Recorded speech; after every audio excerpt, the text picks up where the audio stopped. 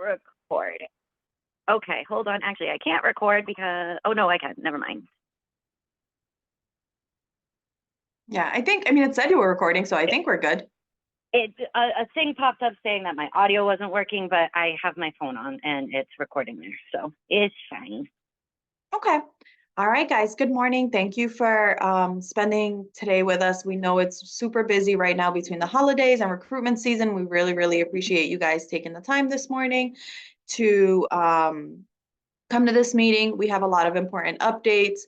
It's a little crazy to think that while it's end of calendar year, we're gearing up for the new year for all the trainees, and we're kind of moving on to next steps with our current trainees. Lots of exciting things to come. This meeting will focus mainly on the status sheet and licensing, and we will have a couple of reminders and things, just quick reminders, and that pretty much sums up what we're going to do today. But Cassie, do you want to start with the status sheet, or Deb, did you want to start with the licensing? Let's go with the Cassie first. All right. That's a process that happens prior to the renewals. All right, so let me share my screen. Oh, hold on. Sorry, my computer just died on me. Can everyone still hear me? Yep, and we can see your screen as well. Okay, my screen went black, so hold on one second. Sorry, everybody. There we go. Now it's working.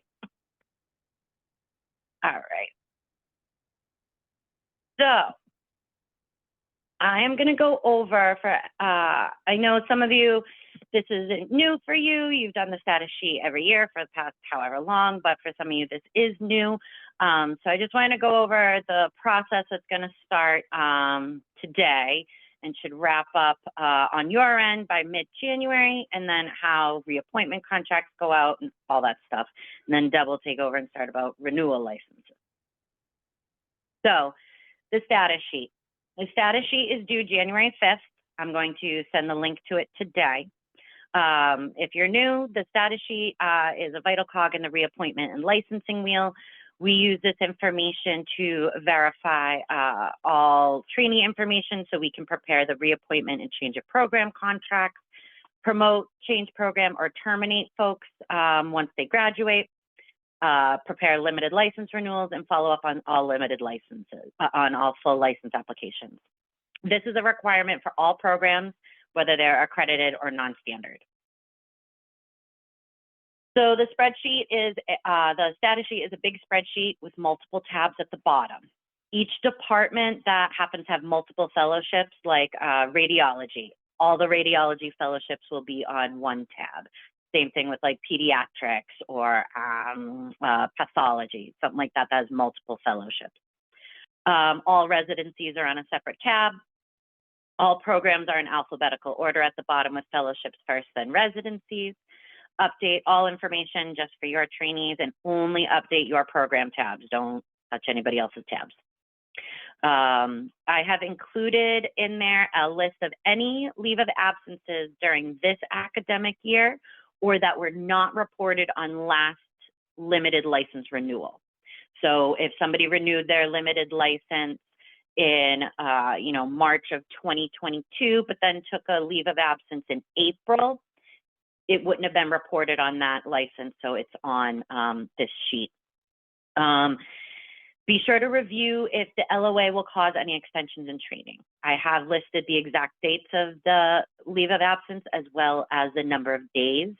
Please make sure you're checking with your PD, your specialty board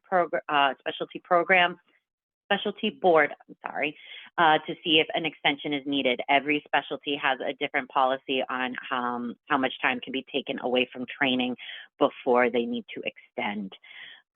Any LOAs that are highlighted in yellow are reportable to the board, whether it's a limited or renewal license, a limited or full license. Anything that's not highlighted, obviously the person might be graduating or that leave of absence was already reported, something like that. Any time away that's 6 or more vacation days is considered a leave of absence. So like a 2-week vacation is not a leave of absence, but 6 days of sick time is a leave of absence. If any information included on the spreadsheet that I've sent you is inaccurate or missing, please make the necessary corrections and highlight the cells so the corrected information can be confirmed. If there are any comments or, you have to wait for your CCC to meet to decide on promotion or something like that, just add a column at the very end and put a note in about that. So right here is a link for the status sheet. Last year, you remember we did it as a Google Doc. This year, we're using just regular old Excel, but through OneDrive. OneDrive, if you haven't used it yet, it's basically a Microsoft sharing platform. And when you click on this link, it's an Excel sheet that will open up in a web browser. So give me just a moment. Oh, shoot. Sorry about this. Let me get the thingy. So Cassie, while you're doing that, Louise just asked a question. So yeah, Louise, if it's got to be, it's 6 consecutive days. So if Yeah, they've 6 been out, consecutive it's days, not, they use 3 one week and then 3 the next week. Yeah. It's just, No. if they've been out more than 5 days, so starting on the 6th day, that would be something that's reportable. So when you open it up, like I said, see, it opens up exactly like Excel, but in a web browser. Cassie, There's, we can see the PowerPoint. you're You not need to seeing it. reshare. Yeah.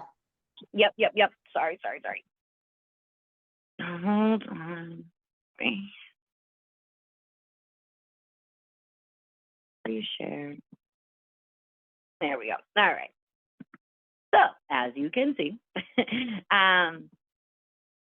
the tabs are at the bottom. Opens up in a web browser. Got your instructions right at the front in the first tab. And like, let's say here, cardiology fellows, for example. So this is, you see, it's not just cardiovascular disease, it's all their different fellows within cardiology.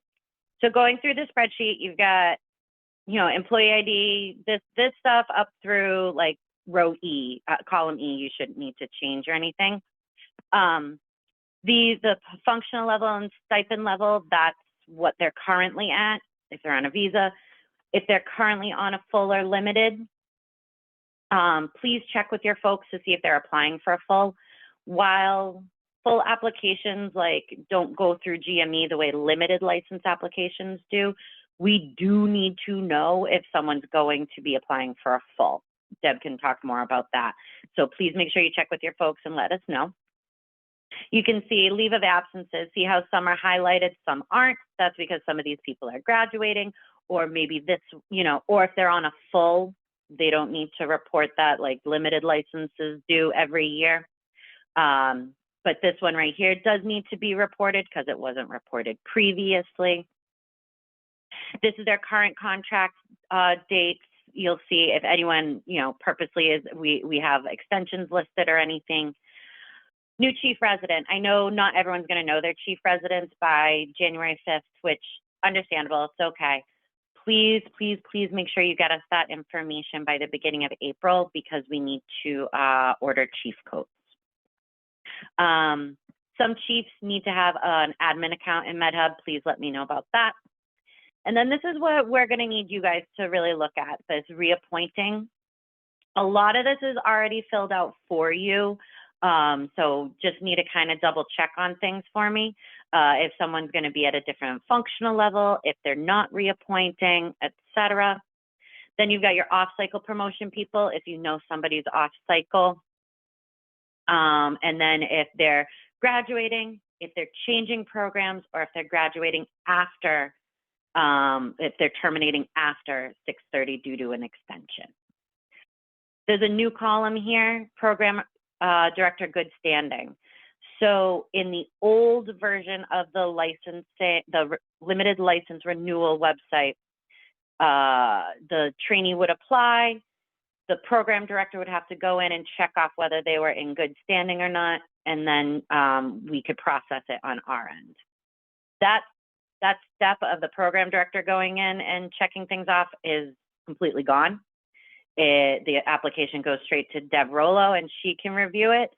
We need to know that the program director is checking off that these people are in good standing. This is only for people on limited license renewals. Deb can speak a little bit more about that whole thing in licensing. We need to know if somebody's going to be staying on as faculty. As soon as, if you don't know this by the time status sheet is due, you need to let me know. The reason for that is if somebody's graduating and terminating, I terminate them with clinical, IS, HR, all the different departments. If somebody is graduating on 6/30, but then coming back on like 8/1 as a faculty or a hospitalist or something like that, their clinical access is going to be, turned off and deleted basically. And then clinical IS will have to start them all over again. The easiest way to do this is I just don't terminate their clinical access. So that way they keep their same email address, their same login, everything like that. It's a lot easier and smoother of a transition from faculty or resident to, trainee to faculty if we know that, so we can terminate them properly. Again, you might not know that come time that this is due. As soon as you find out, please let me know, because otherwise they're going to get terminated from clinical IS and it's going to be a little bit of a nightmare to get it all back together. And just let me know what department. Lastly, put in the timekeeper. It may not have changed from the last time you did this. That's fine. But if there's a new timekeeper, we need to be made aware of it because we have to do some stuff on our end. So that is that. Hold on one second. Let me get back to my PowerPoint. All right. So that's the spreadsheet itself. Like I said, new this year, we're going to be using OneDrive instead of the Google Doc. Like you saw, it opens up in a web browser. There's no need to save anything because it auto saves. Anytime you do anything, it's going to auto save. So do not download this. Do not save this and put it on your desktop. Doesn't need to be saved in a file anywhere. The only way you should be accessing this is through the link. I will not be accepting if you download it and send it to me. You don't need to send anything to me. You don't even need to let me know it's done. Come, January 5th is a Friday. Come that Monday, I'm just going to turn off editing access, and then I can go in and pull this all apart and create what I need to on my end. So this is the only place that updates should be made. Please do not save this anywhere else.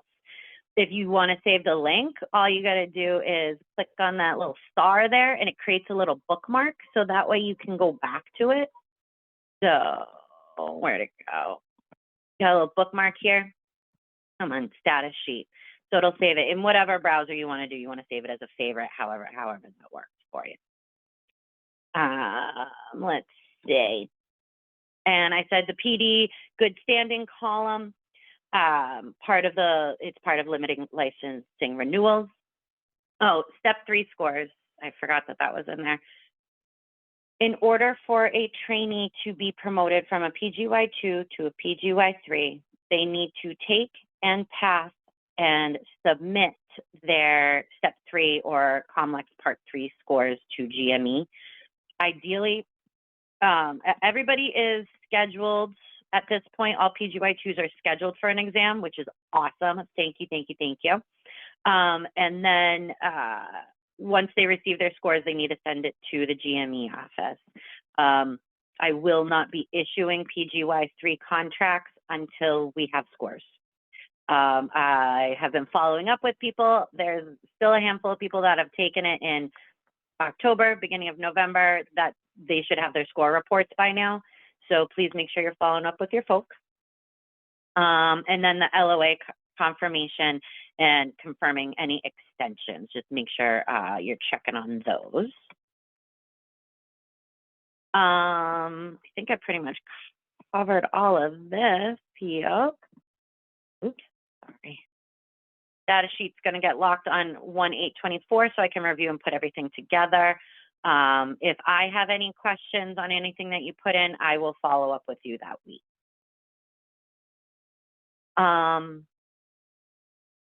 Yep, so we've talked about the PD good standing, the step 3 scores, leave of absences. If the LOA is highlighted in yellow, that means it's reportable on the limited license renewal application. The dates that are listed on there are the dates that we have on record and in MedHub and with FMLA. When a trainee goes to renew their limited license, they have to put in those exact dates. If those dates don't match what we have on file, there's going to be an issue. So make sure that they've entered those exact dates. And like I said, confirm that there's no extension needed. There's quite a few leave of absences with big chunks of time. I need you, it's up to the coordinators to let GME know if an extension is needed, because we don't issue extensions. We have no role in deciding whether someone needs to extend or not. That's up to the specialty board.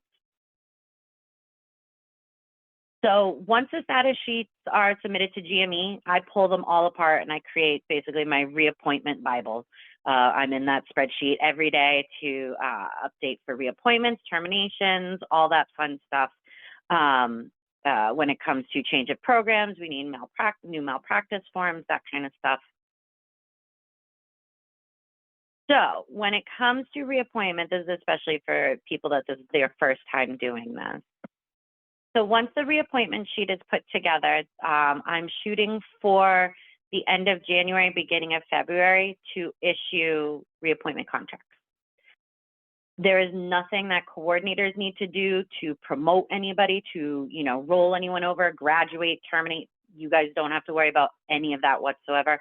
All of that flows straight through the GME office. So there's a task wizard that we run to graduate and terminate trainees and promote trainees from one PGY level to the next. Do not ever, ever, ever touch the graduation termination wizard or the resident advancement wizard. The only task wizard that you'll need to run is the new schedule wizard, and that's not till April, and we'll go over that. All reappointment contracts get pushed out through MedHub. This is a sample of what one looks like. And come on, computer. Oopsies. My goodness. My computer is not a fan of me this morning. Feelings mutual. So the reappointment agreement, up at the very top, you'll see all this stuff underlined. All of that is auto-populated based off of data that's in MedHub. So the stipends will be updated, their program, if they're changing programs, if they're paid at different stipend levels, if they're off cycle, etc.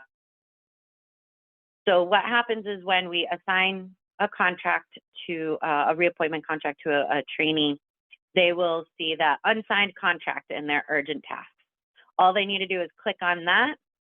This is the screen that comes up. They got to click on that gray review contract button. They can read through it. It's what they see is exactly what we see, what I just showed you. If they have any questions or, you know, want to talk about it or anything, they can reach out to you. They can reach out to us.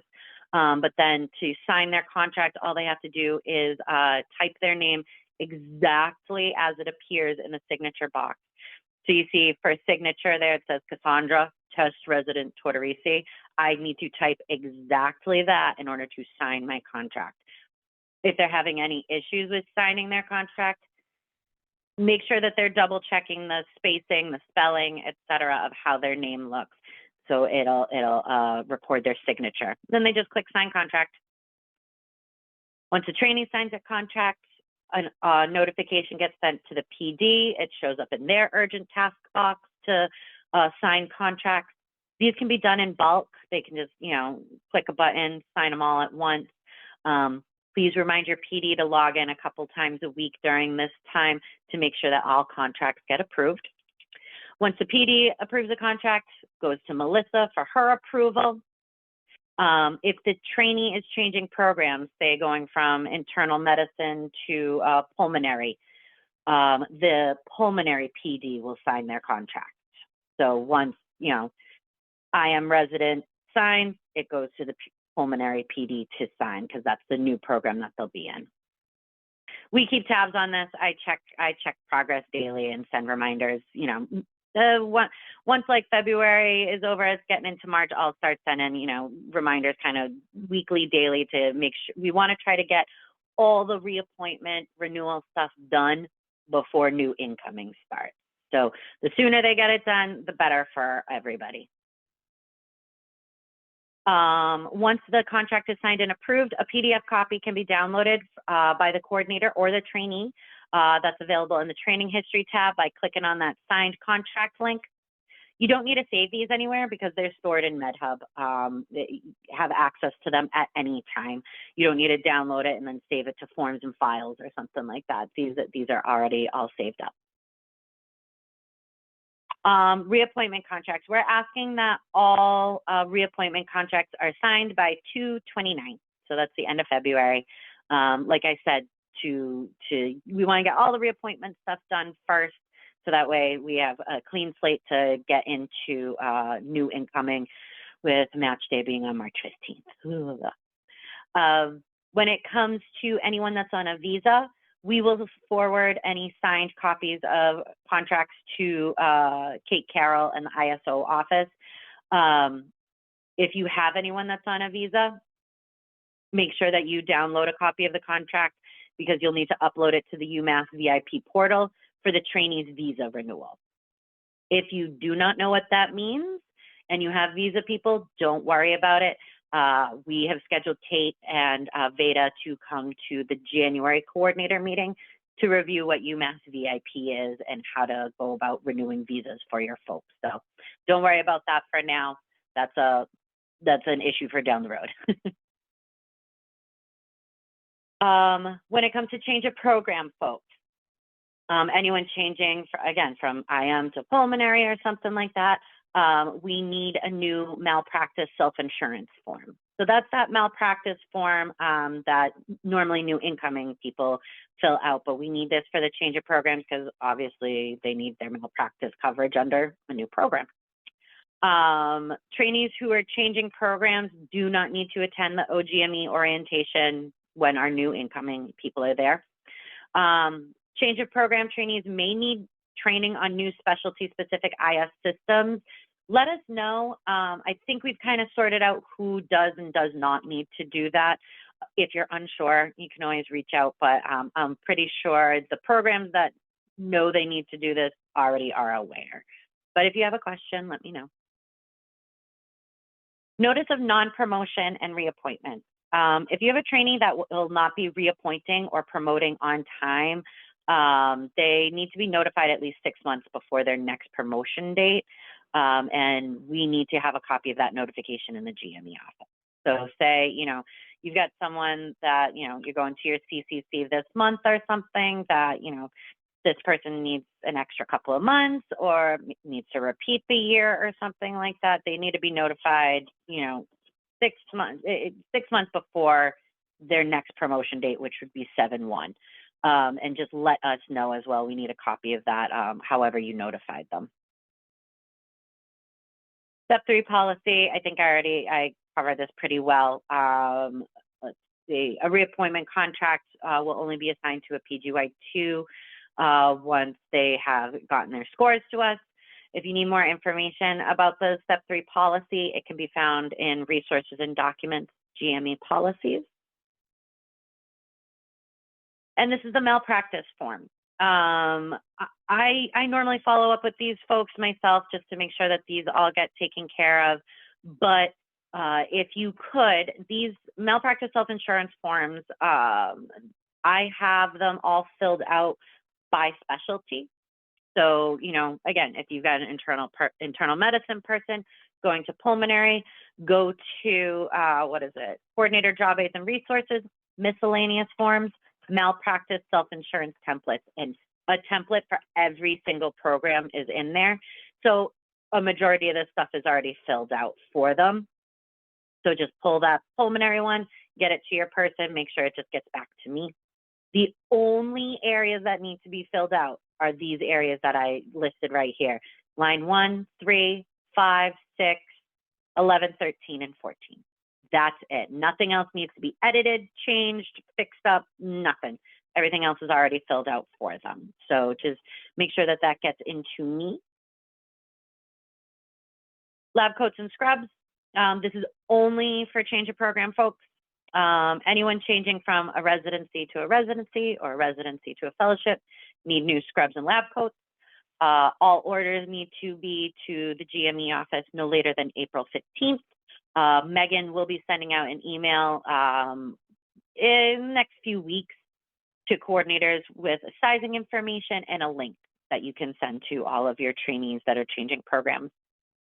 This is the amount of lab coats and scrubs that we offer, that we provide for each length of program.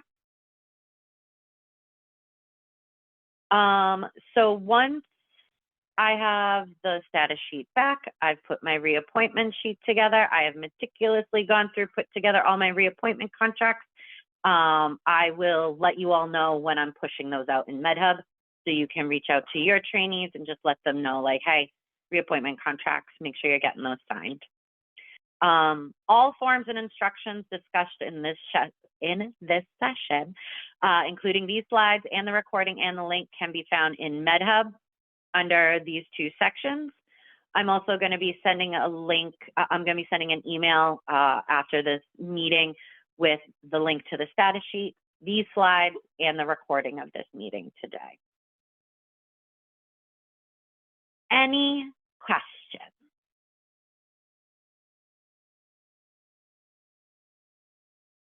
Go to the chat for a second. If we have a resident that's on remediation and their status is unknown by the due date on the spreadsheet, if that is the case, put a column at the end of the spreadsheet, put a little note for that person, just letting me know, you know, status is unknown at this time. So that way, at least it's on our radar and we can follow up. So I'm not assigning them a contract without knowing, you know, so just make a little note of that person. Yeah, that works. Let me think if there's anything else I wanted to bring up. I think that's it. So thank you so much. And I'm going to pass it off to Deb for licensing. Hello, everyone. Good morning. I will need to share my screen.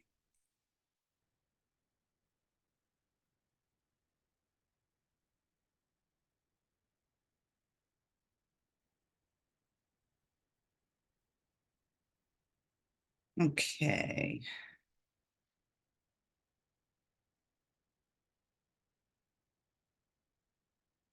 Everyone can see that? Okay. I'm just trying to. So where it says slideshow, it's covered with something else, so I can't get to it. So I may just leave it like that again, like I did last time. Actually, hold on one second. I might be able to. Here we go. Is everyone seeing the note section or? Yes. Okay. So let's stop. Hold on. I'm going to do it like this. All righty. So I will be talking about the limited license renewals. Who does this affect? So this affects all current trainees who have a Mass limited license and are reappointing in the same training program or changing training programs within UMass Chan. I would like all current trainees to renew their Mass limited license no later than March 1st. The schedule is a little bit tight because of the due date of the status sheets and the due date of the reappointment contracts. But in order to have the renewals and the new incoming licensing to not overlap, I'd like the renewals done as soon as possible, hopefully by March 1st, if that's possible. If there's any trainee that, you know, is going to be issued a disciplinary action and things are unknown, of course, that's not going to happen, but that's what we're shooting for. So who does this not affect? So limited license renewals do not affect any new incoming trainee who just recently matched into your program. It does not affect any current trainee who is completing their training program and leaving UMass. If your trainee needs to extend by 3 weeks or less and their limited license expires on June 30th, GME may be able to issue a letter to the board granting the extension, and then the renewal will not be needed. So that will save $100. That'll save time for the trainee. Will not need to renew. We may be able to extend. So I'll reach out, or if I see that on the status sheet, I'll reach out and get that letter that we can provide. And so limited license renewals also does not affect any current trainee who has a Mass full license already, or any current trainee who plans to apply for a full license. If they plan to apply for a full license, we do like that to happen at least by mid-March. The approval for full licenses now is so much quicker, as you are aware. However, there are instances that could cause a delay. Something with the Mass board is just swamped, and things get delayed a little bit more. So we do like to have them apply at least by mid-March sometime, to have it approved by July 1st in order to reappoint.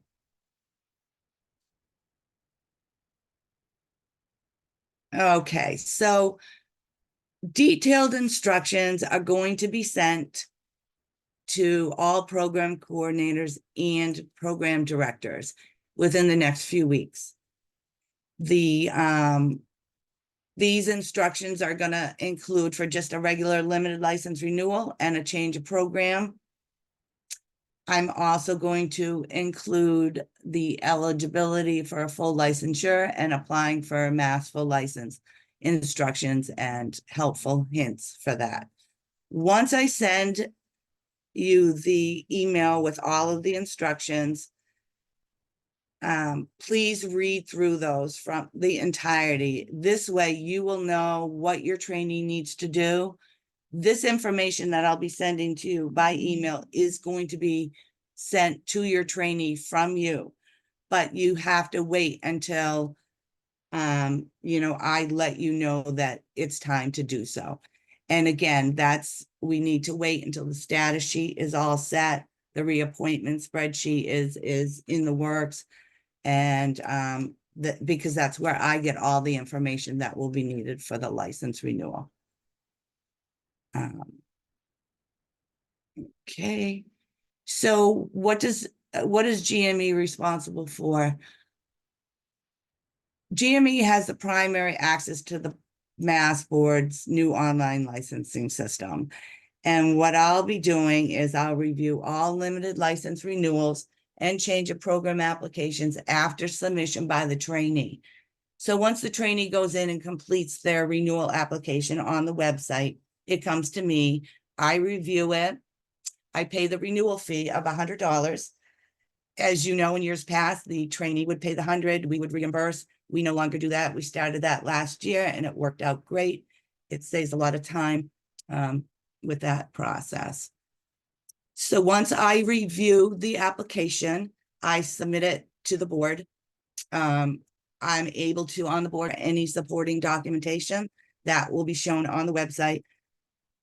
I then will request the supporting documentation from the program or from the trainee, depending what it is that is being requested. I will upload it and provide it to the board as requested. I'm able to view all applications as they're approved, and I'm able to print and save applications and limited license certificates, and then I upload them to MedHub. So the program coordinators no longer need to log in and print out renewal certificates. GME will be doing that, and we'll be adding them to MedHub. So you can certainly check in MedHub once the process has started. And I, this year, will upload the application, the approved limited license certificate right into the trainee's profile. So you will be able to, once the process starts, check MedHub, and that way you will know if it's been approved or not. It'll also be noted on the reappointment spreadsheet that Cassie will send out to all, every week or two to let you know where everyone stands. Program directors no longer need to log in to the Mass Board website to confirm that their trainee is in good standing. Cassie had mentioned that earlier. I'll be doing that, and I will be getting the information from the status sheet. I also would like a program director or coordinator to reach out to me. We can discuss, the issues behind it, what's going to be needed for the board to approve the renewal. So GME, I should be notified of this as soon as possible if any of your trainees are not in good standing. If it's unknown when you turn in the status sheet, then certainly as soon as you know, just reach out to me.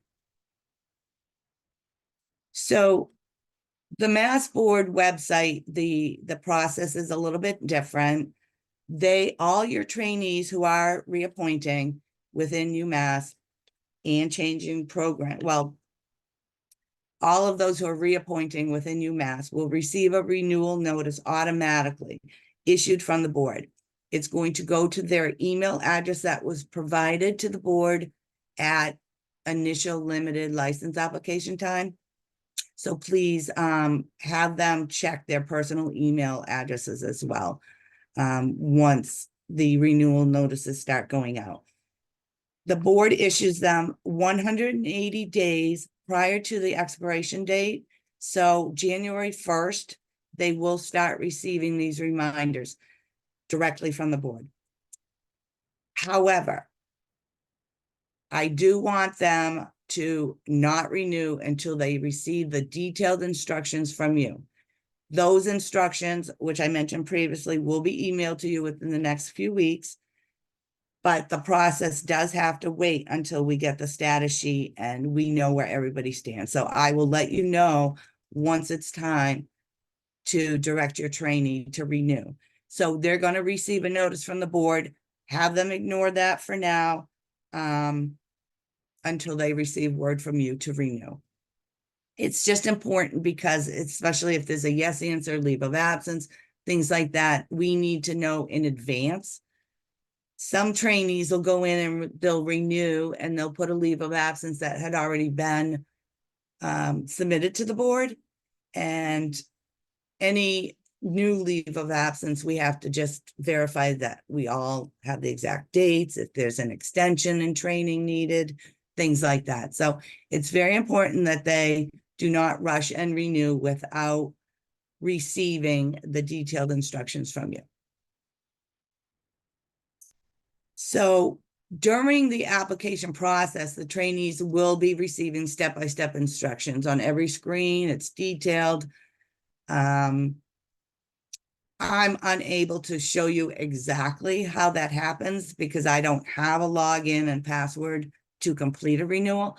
However, it's very detailed, very simple, and it does not take, much time.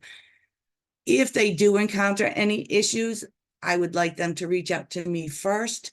As you know, the Mass Board does not wish to receive contact directly from a trainee on a limited license. That should come to me first. I will then reach out to the board, get your answers, and go from there. So all trainees will be alerted once their license application is approved. And what's awesome is once I review it, the application, and submit it to the board, 90% of the time they're automatically renewed just by the click of the button. If there's a yes answer, or it's a change of program, or some other weird reason, it may not, and it may need to go to a board meeting for approval. It won't be automatic, but typically it's automatic. And again, the trainee will receive word right away once it's approved. They'll receive a copy of their certificate and I believe their renewal application. They do not need to print and save them. They can if they wish. However, I will be uploading everything to MedHub for easy access to them as soon as it's approved. Starting last year, the limited license certificates look exactly like a full license wallet card, except for the wording. Right here, it states limited physician license instead of active physician license if it was a full. So that's the only difference there. Sometimes it gets a little confusing. Oh no, that's a full license, but it's not. It's now they're limited. So the detailed instructions must be provided to your trainees who are changing programs within UMass. Upon receipt, those instructions are going to be included with my email that I sent to you. So read that in its entirety as well. These are just highlights that I'm talking about now. The instructions will be more detailed. Any trainee who is changing programs, the process is a bit different. I must issue an invitation for them to renew their license. The reason being, I have to add into the board site their new program. So when they go into their renewal application, it should state their new program. If it doesn't, if your trainee does not wait for the invitation, it will still have their old program and they'll be renewing in that program. So it won't be accurate and we'll have to send it back and start over. So any trainee in your program who's staying at UMass, so if they're gonna change programs but leave UMass and go to Boston or whatever, this is not the case. This is only for if they're staying at UMass and changing programs. I will issue umassmemorial.org as well as personal emails for this, because it's whatever email address is on file with the board, which could very well be their personal email. So, as you know, if a renewal application, there's supporting documentation that's needed. If your trainee is changing programs within UMass, a supervisory evaluation form is always needed. But there's two options now for providing the supervisory. So when the trainee is completing their application online, they are able to click an area that allows them to send an email directly to the PD to their application. A lot of times the trainee does not do that. So I am also going to be providing a blank copy of this form to everybody. You can complete by email and I will upload it to the application. Program coordinators can also upload it to the application and the program director can do so.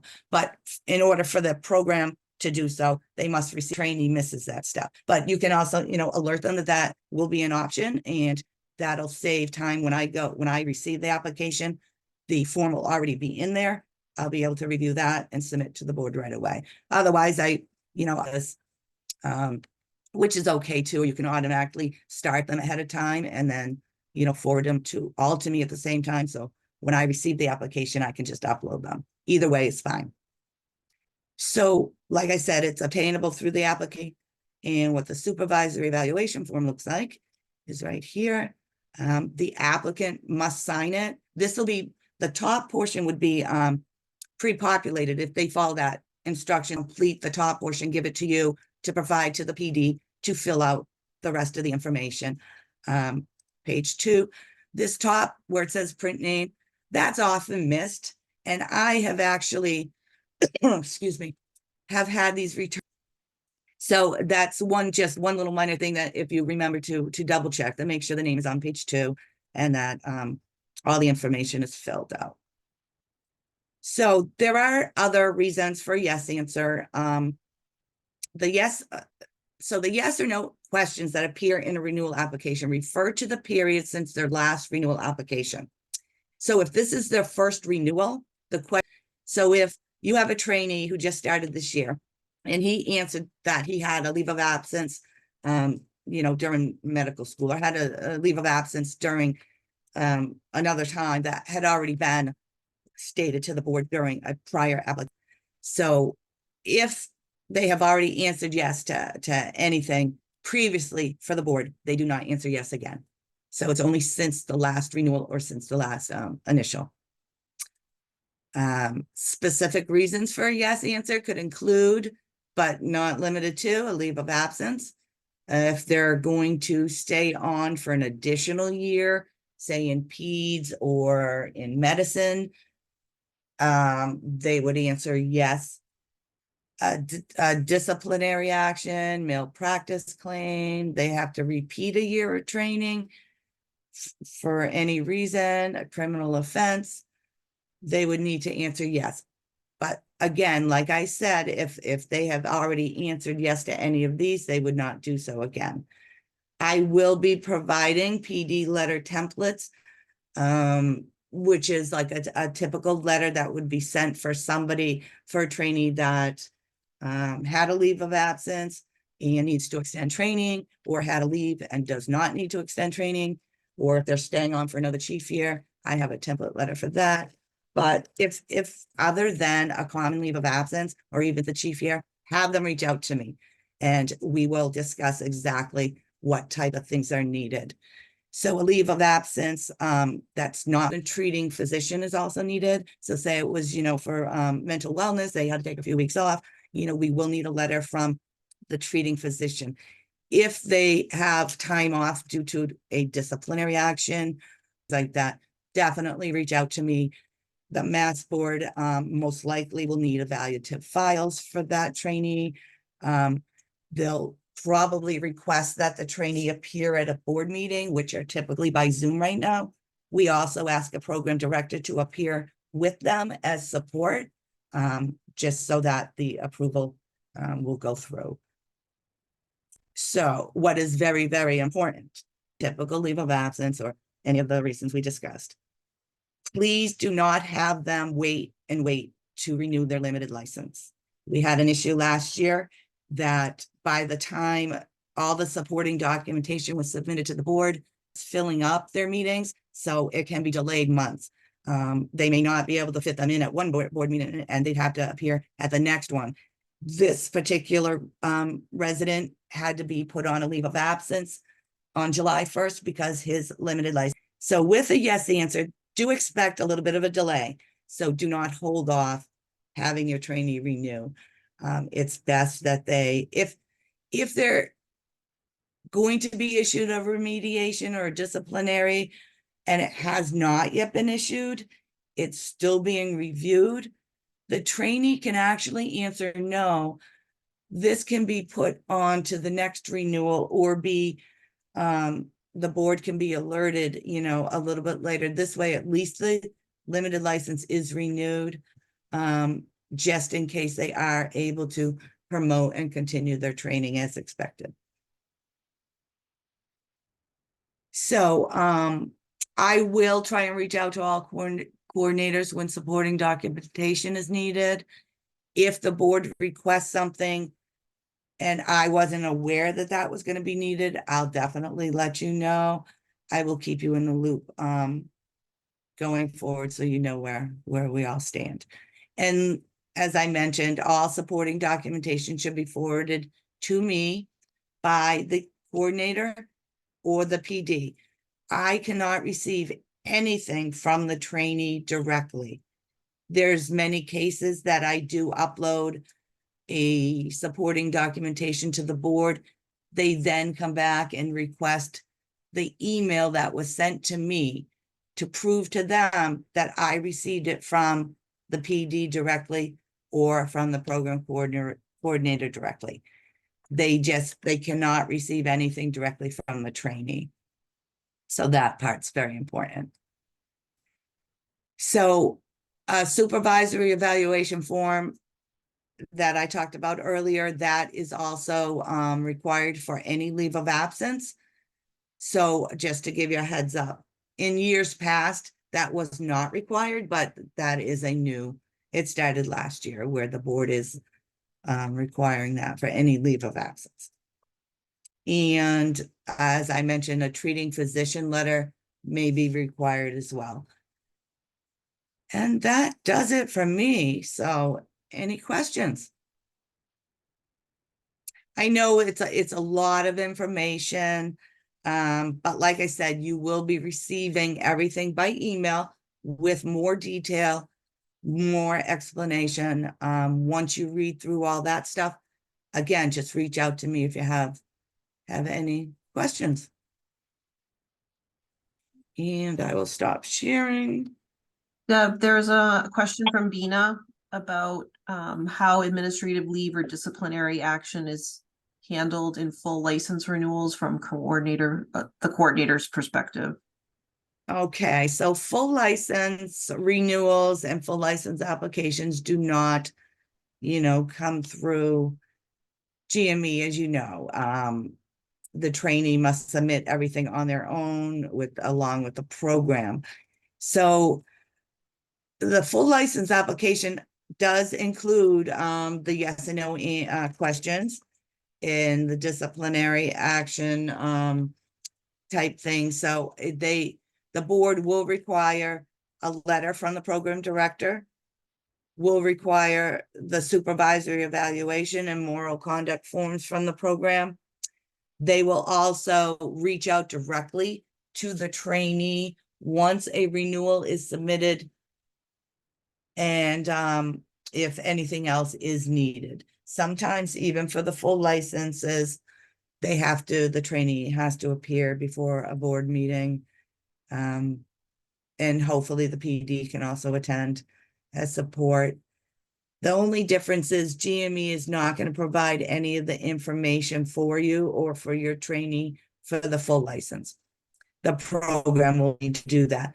But if there's any request from the board at renewal time for the full license and you have questions, I can certainly help as, if needed. But Deb, if they already have a full and they're just renewing it, I don't think they ask the programs for much of anything. I think the trainee just goes online and pays the fee. Is that correct? I believe so. If for the initial full license application, they need to answer yes again, even if they had mentioned it during a limited license application. But for a full license renewal, if they have already answered yes, and it's not something that's brand new happening, then they would answer no, if the question appears. But like you said, Monique, I don't believe it does. Yeah, I don't think it does either. I've had a couple of fellows that have renewed and I've received zero paperwork for any of them, but I saw Bina unmuted herself. So did you have additional questions, Bina? No, thank you. You're welcome.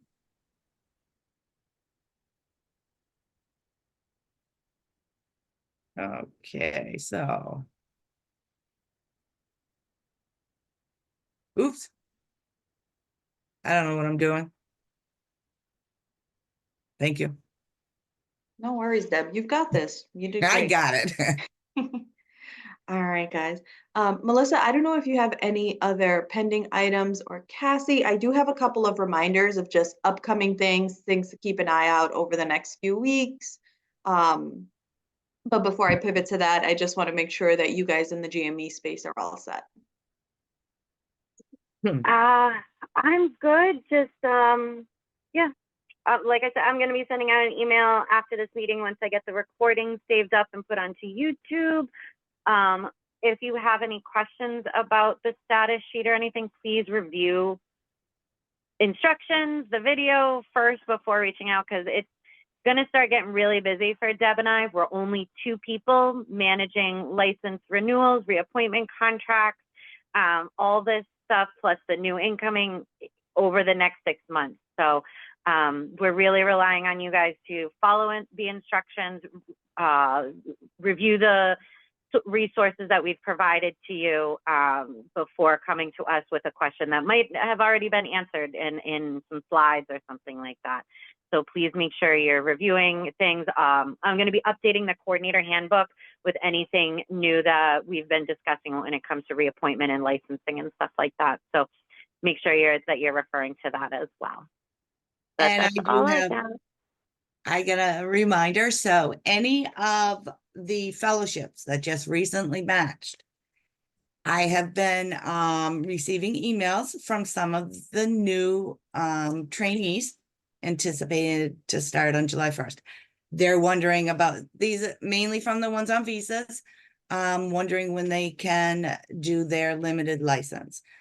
We are going to be doing the onboarding for the already matched fellows at the same time as the ones who matched in March, on March 15th. After March 15th, the onboarding package will be assigned to all of the new trainees coming in, even the ones that have already matched. However, for the limited licenses, I am going to make any trainee that's on a visa first priority. I am letting them know this, but if you can also let them know. So shortly after March, when they receive their onboarding package, I will initiate the license applications to all of them. But like I said, I will give first priority to any trainee on a visa, because it's very important that they sign their contract soon and also apply for their limited license soon. So just let them all know. They don't need to reach out to me. They're all going to get their onboarding package, the last week of March, somewhere at the end of March. Yeah, the plan for that is, so match day is the 15th. We'll have the list and everything. We'll reach out to all of you that day. We just need to get updated email addresses so we can push out the onboarding package. More on this at, a later coordinator meeting. We'll detail all of this, but so March 15th, by the following Friday, I believe it's the 22nd, all onboarding packages will get pushed out to everybody. That's the people that have already matched. That's the ones that just matched on match day. Change of program folks don't need to do an onboarding package. They don't need to onboard, re-credential, none of that stuff. The only thing that change of program people need to do is their reappointment contracts, scrubs, malpractice, and license. All that other onboarding stuff they don't have to do because they're already onboarded. So yeah. Cassie, did you want to just say anything about just related to the visa folks based on the meeting we had with Immigration Services and how we're going to handle the contracts, at least initially, for those folks? Oh, yes. So anyone that's going into a fellowship that is already matched, that's on a visa, we are going to be pushing out, I'm not going to be assigning them a contract in MedHub. I'm going to create a contract, send it to them to sign through DocuSign, because they need a contract in order to do their visa stuff. And that's the timeline's a lot shorter for them, so they can't wait till March. So as those get pushed out at the beginning of January, I will, you'll get CC'd, you'll know. So if you've got somebody coming into your program for 7-1 that's on a visa, you'll be hearing from us to get them to sign a contract. We won't, they'll have to re-sign it again through MedHub during onboarding, but they'll at least have a signed contract to get their visa stuff done. I have an international doctor coming for a fellowship. Anything different for them? Meaning what? They get treated just to onboard, you mean? Because they get treated the same exact way. I'll be sending them, if they're on a visa, I'll be sending them a contract that they need to sign outside of MedHub to get their visa stuff going. And then they get onboarded just like everybody else.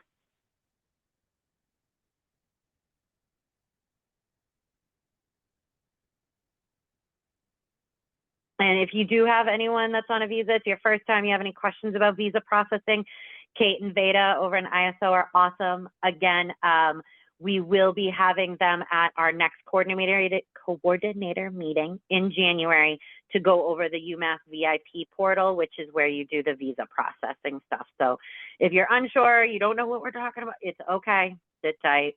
We have them coming at the next meeting and they know what they're talking about much better. But that's all we got, so thank you. So I just have a couple of things. The survey, there was a survey that just went out as a follow-up from the GME retreat. So Dr. Potts is looking for folks who want to be part of various subcommittees of the GMEC and or task forces. So that went out to all program directors and coordinators, and obviously I think the GME staff office. So just a reminder to complete that if you have interest in being part of like the annual institutional review sub. There's a task force that's going to be dedicated to coordinator professional development. So just take a look at the options that were available and make sure you complete that, because it's come up in the past. I sit on the system policy committee for the medical center, and one of the policies that we recently reviewed was around certifications for like BLS, ACLS, PALS. And in the past, when people were coming either into the institution for the first time, or maybe we're having challenges scheduling with iCells because of lack of, availability and needing to recertify, the question had always come up, can they do American Red Cross certification? And our response has always been only American Heart Association is acceptable to the medical center, well, for working in the hospital. The policy that we just reviewed this past week actually is now including American Red Cross certification as an acceptable form of out there, because it does come up, like I said, for people who are coming in July 1st, who may be just recertified and are American Red Cross certified. In the past, we were telling them that they would need to do it through us training instead. And additionally, like I said, sometimes there's lack of availability of training and people can get into courses with the American Red Cross acceptable, and we've always pushed back on it. So now it's just something to, keep in mind as you might hear questions from trainees about it.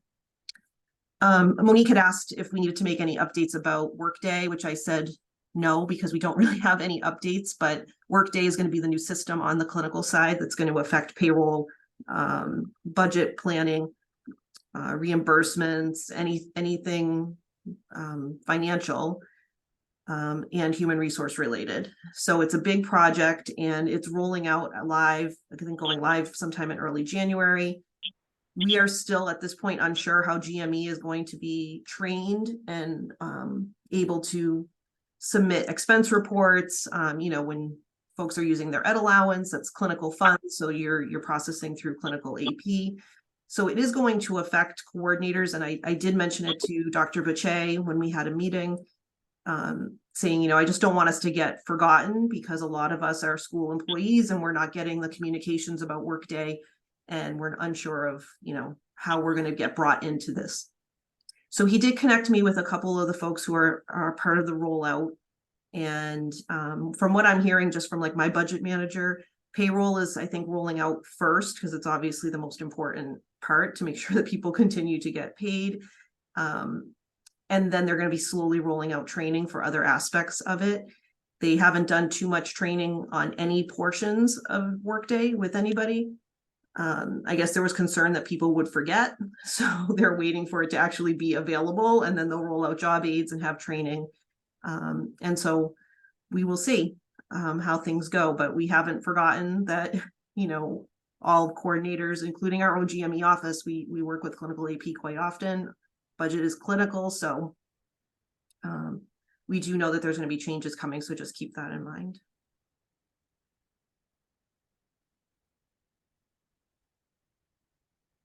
All right, I actually have a couple of reminders. I think these are the items that are on everyone's radar, but at one of our last surveys, we did have some coordinators ask for just some heads up on things that are upcoming, so I do want to share a couple of these things. I think at this point, CCC's milestone scores are due early January, so if you haven't gotten those scheduled, or if your program is similar to mine, where we have our CCCs, but then We kind of tweak the milestones themselves after the fact. Just make sure you have that by early January so that you can enter those into WebAd system.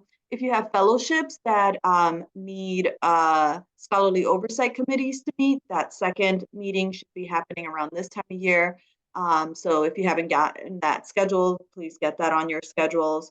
The other thing I just wanted to mention, I feel like at this point, you guys are all pros and you've got this, but rank meetings, if you don't have those on your schedules yet, then please get those scheduled, get all of your faculty members invited.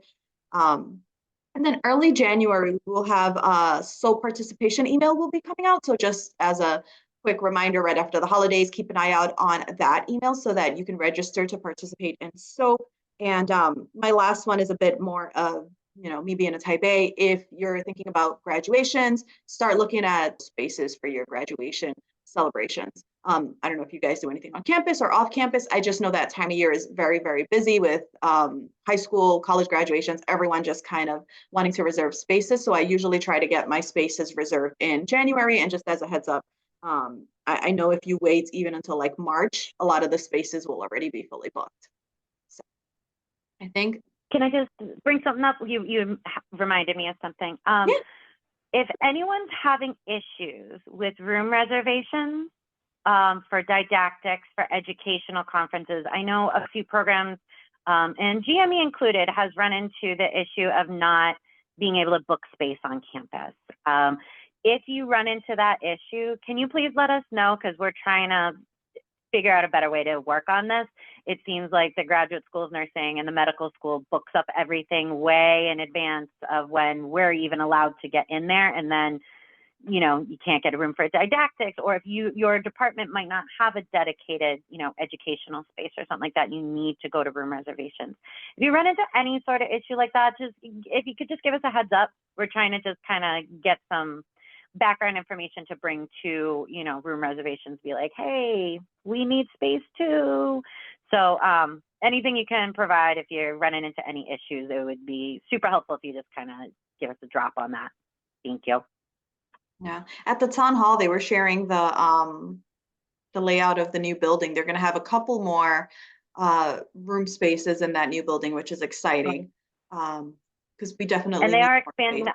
the ITLC. The ITLC now is going to have 6 rooms, but they're not available to book through room reservations. So it's if you're running into issues, we'd like to be able to help. So please let us know, because I know room reservations can be a bit of a nightmare sometimes. All right. I mean, that's all I had, unless you guys have any questions. Did you guys want to discuss anything that we failed to touch upon? Please unmute yourselves and share, or feel free to put it in the chat. One thing just came to my mind. Yesterday, we were asked to provide certification, say for a trainee, a current trainee, and I had noticed that the ones in MedHub were expired. GME does not oversee any of the certifications, BLS, ATLS, any of that. We don't track it. We don't oversee it. The programs do. So if you have a trainee that did recently take that or renew their certification, please upload the most current so that MedHub does not reflect expired ones. That would be very helpful. Yeah, if we ask you, same thing with malpractice. We were going through trying to find, we save all the malpractice and then we send them out to you to upload. A number of programs are not doing that. If we ask you to upload something to MedHub, we really need you to do that. We have almost 700 trainees. Deb and I can't upload everything. That's why we push it off to the program to do that. So if we ask you to upload something to MedHub, please do so. Because often, we had JCO yesterday and we needed to pull some documents and we had to scramble around to find stuff. So please, we want to use MedHub as a one-stop repository for all things residency and fellowship.